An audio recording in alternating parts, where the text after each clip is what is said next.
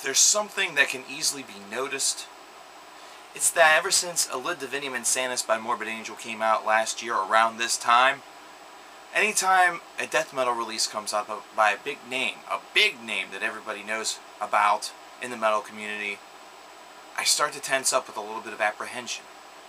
Because Morbid Angel, it was just like any other video. Until I, of course, heard the album. The album was what changed my perception forever. We're here to talk about another band that could potentially fall under the same trap. So once again, I have apprehension. However, it is kind of closely associated to another death metal disc that I reviewed this year, which was Cannibal Corpse, with 6 Feet Under's Undead.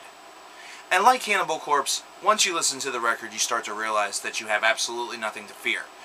Absolutely no delusions that UNDEAD Divinium Insanus 2 is coming from another band, ironically enough, with a number in their title, 6 Feet Under. No, no, no.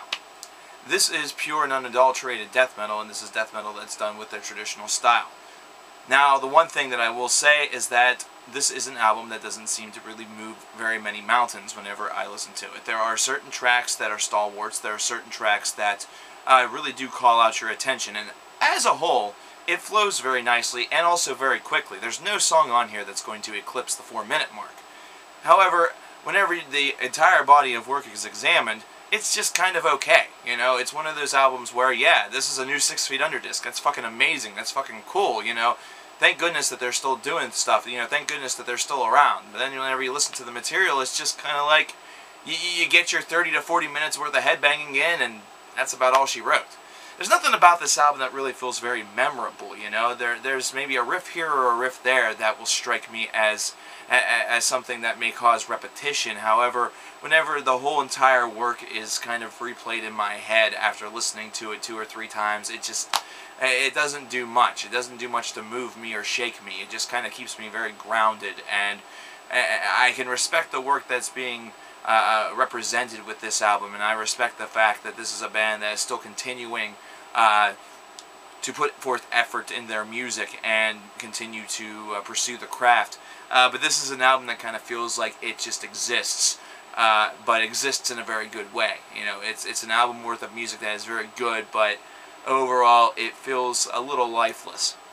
I really enjoyed the vocals on this track, or on this album, should I say, because they are those deep littoral vocals that you can easily recognize, and also it's easy to recognize whenever there's a deviation from the norm.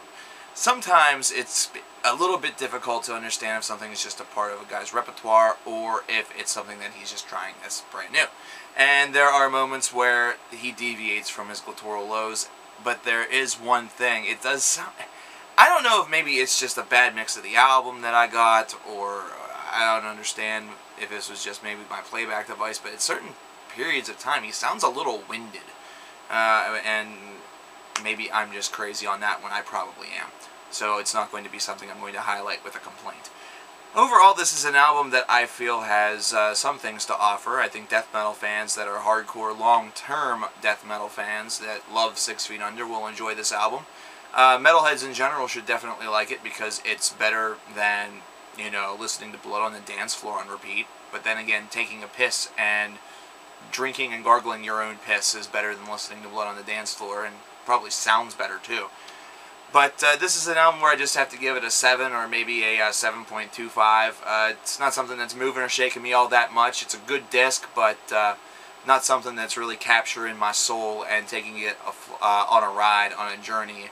We're not seeing the second straight 10 here, guys. Now I'm 7.25. Stop back in next time, Coverkiller Nation, because you don't know what will be reviewed next, because I don't know either.